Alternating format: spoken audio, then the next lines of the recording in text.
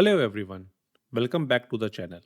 In today's video, we are diving into one of the most fundamental concepts in an ASP.NET Core MVC, and that is called as forms. We'll go through how to create forms, handle user input, perform validations, and display feedback. Everything you need to know to build an interactive web pages in MVC. So without wasting any further time, let's get started.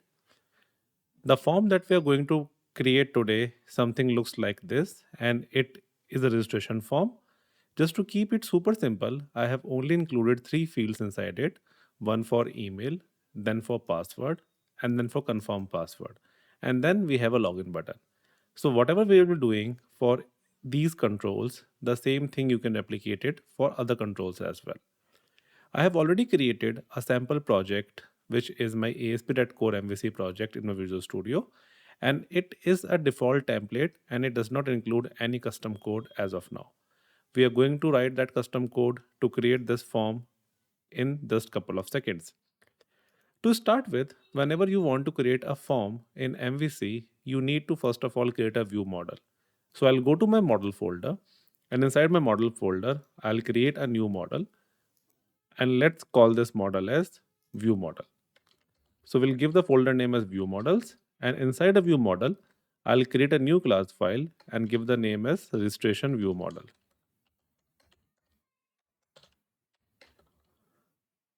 Now, since we only want three fields inside this class file, that is my email, password, and confirm password, I am going to create three properties inside it. So the first property is public string email. Then I am having a password.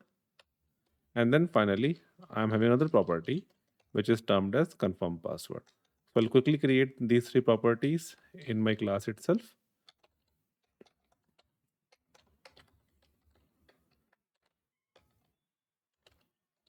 Getter and view models are created. The next thing which I have to do is create a controller. And since this is a registration form, I'll create a new controller inside my controller section and call this controller as registration controller. So create a new MVC controller over here and we'll call its name as registration controller.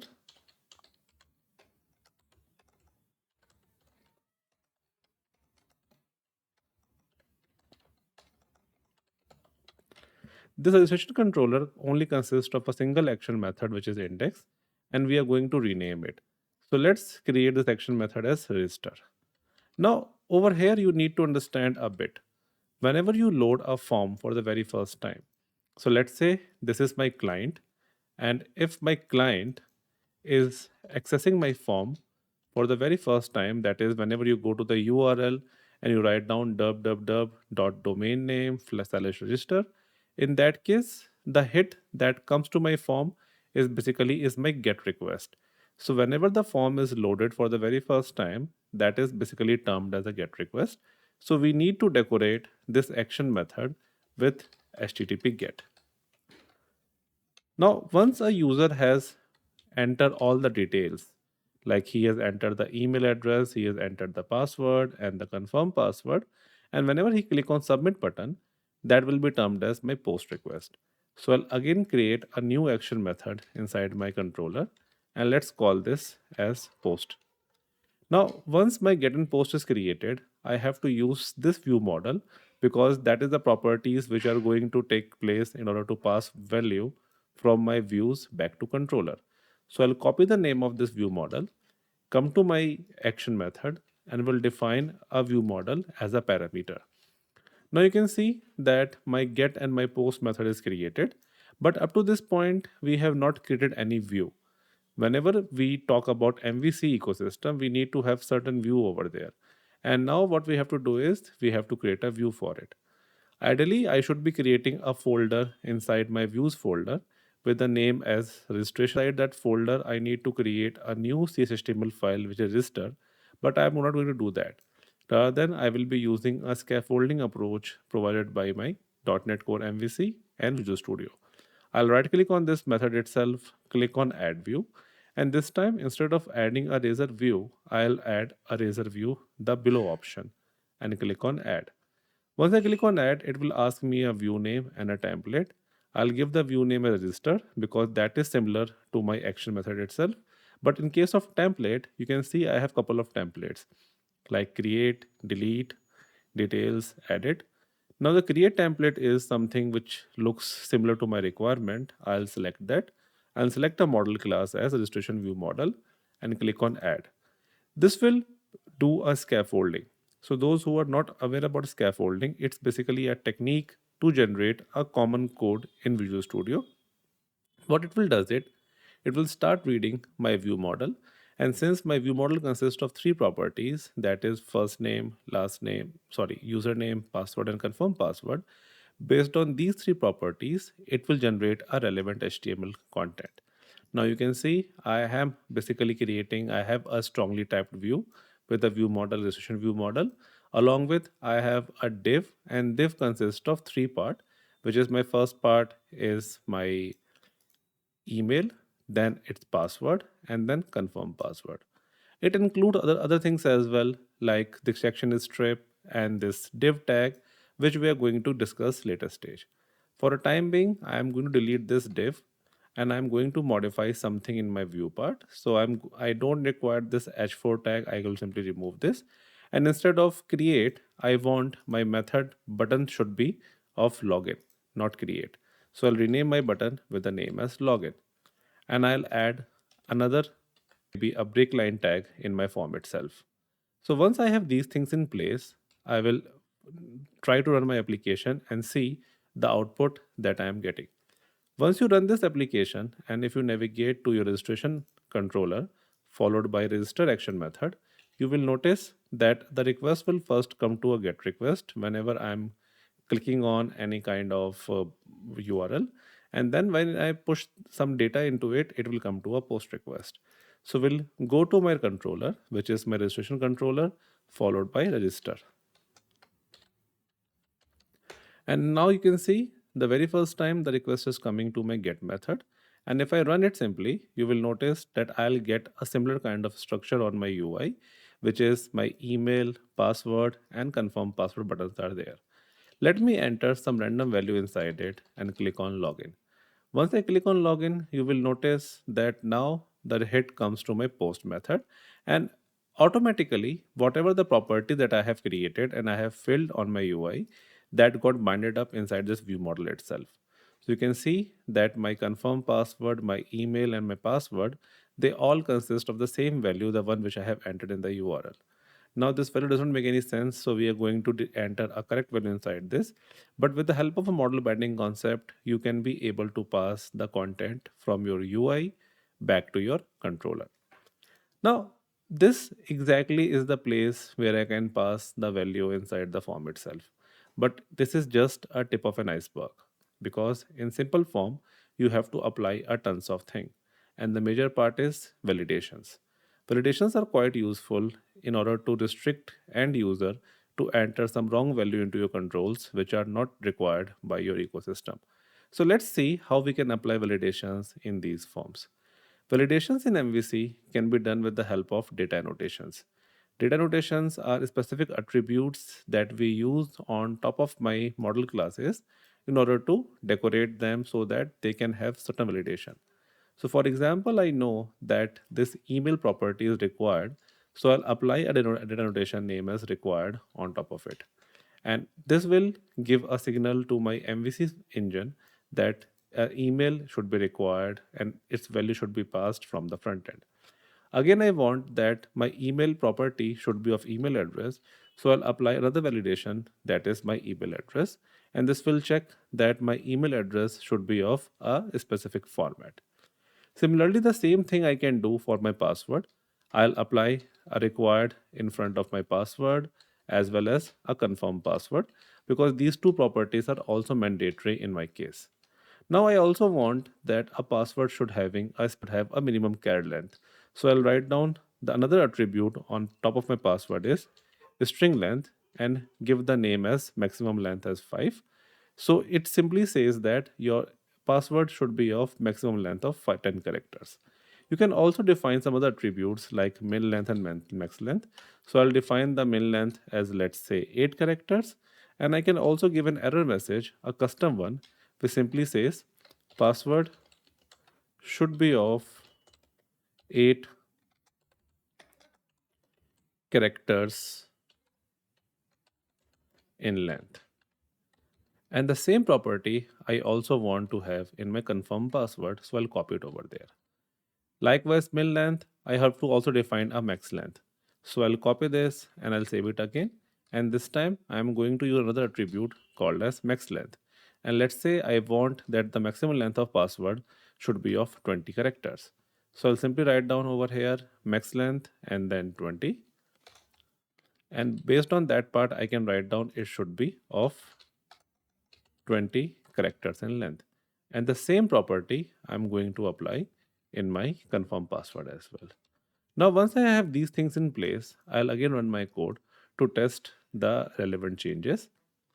I'll navigate to my action method and let's do that first. So I'll go to my registration and then register. And again, the same steps will take place. And this time, if I click on login button, you will notice that I am getting an error message. These error messages are basically the validations that I have created inside particular form itself. And you can see since all the three properties are required attribute, hence it is not allowing me to proceed further if I have not applied any kind of, if I have not inserted any value inside it. So I need to insert a proper values. Let's say the email is RA. And now you can see notice that my email, the current one which I have entered, is not a correct email address. It is still complaining. It's still saying that email field is not a valid email address. So in order to fix this issue, I have to first of all provide a valid email address over here. You can provide any valid email address which includes at the rate and then .com. Now this method does not check for any domain. It will only check for the correctness of an email address. So anything that lies in this email address format will work. Similarly for password, you can see that in the password section, I have applied three checks. That is, first is required, and then minimum length should be of 8 characters, and maximum length should be of 20 characters. So if I again go to my password section and see at the first time, I have not used any kind of input over here, so it simply says it's required. But the moment I start entering some number or some character inside it, my error message got changed. This shows that the validations that are applied in MVC is basically a validation on the client end side. We'll discuss about the validation on the client side and server side again in the next session. But you can think of this that this validation basically is working on the client side. I can apply a proper password character limit. So let's say my password is abc at gmail.com or maybe the abc at 123456789 and see now my error has gone. The same password and the same concept I need to apply over here as well. And you can see I'm getting the same error message in my confirm password as well, because obviously you notice that both the properties have same validation. So I'll again write abc at 123456789. And the moment I click on login, I'll get a hit in my backend form or my post method. And you can see I'm having all the values, which is my confirm password, my email, and password. So in this way, in a typical MVC application or MVC forms, I can simply create a model binding concept. And with the help of model binding, I can pass a value from my view back to my controller. Now you have noticed one thing in this, that technically the password and the confirm password should be exactly same. But we have not applied any such validations. We have only copied the same logic in both the properties, which means that it might be possible that someone might enter the same characters, but in that case, both are not equivalent.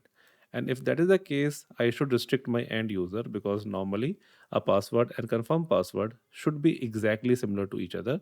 They should be exactly same. So in order to make it work, what we have to do is we have to again stop my application and we have to include another attribute. I can get rid of this min length and max length compare. Now this compare is again a data annotations which is taken care in the MVC ecosystem. And in the first parameter, it accepts a property name and it should be any valid property in your model. Currently the property in my case is password. So I'm going to insert or enter password over here. This means that this confirm password will start tracking the password field. So whatever you have entered inside the password field, you should be entering the same thing inside the confirm password field. And if you don't enter that part, then it will simply throw an error. I can also give a custom error message in my case, and it can simply says that password and confirm password should similar. We have also made a typo in the name itself. So let me change the naming of this property as confirm password. So let's put an over here. And similarly, the same changes I have to do in my view. So this should be n, n, and then finally n over here as well. And with this in changes, now let's run the application. So once I again start running the application, you will notice that now my password and my confirm password, they both are synonym to each other, which means that whatever I enter in my password section, so for example, if I'm entering rahul@gmail.com in my email, and if I start entering rahul@123 my password, and if I don't enter anything in my password, it simply says that password and confirm password should be similar. Moreover, if you enter the same characters like Rahul at the rate 456, I mean the number of characters are same, still they are not equivalent because my password section consists of something else. So this is also a cool and handy feature in MVC which restricts my end user to only insert those informations which are basically used to, which are basically equivalent in both the cases. To fix this error, let me copy the same password and paste it inside the confirm password as well, and then click on login. And now you can see I'm again getting all the value in my controller itself. So in this way, with the help of model binding, you can pass data in an MVC application from your front end to your back end, and you can apply multiple attributes over here as well. All the data annotations that we have applied so far is working as a client side data annotation, but this can also work as a server side as well, which I'm going to cater in the next video. Till that time, please stay tuned. Please like and subscribe the channel for more content, and let's see you in the next video itself. Thank you.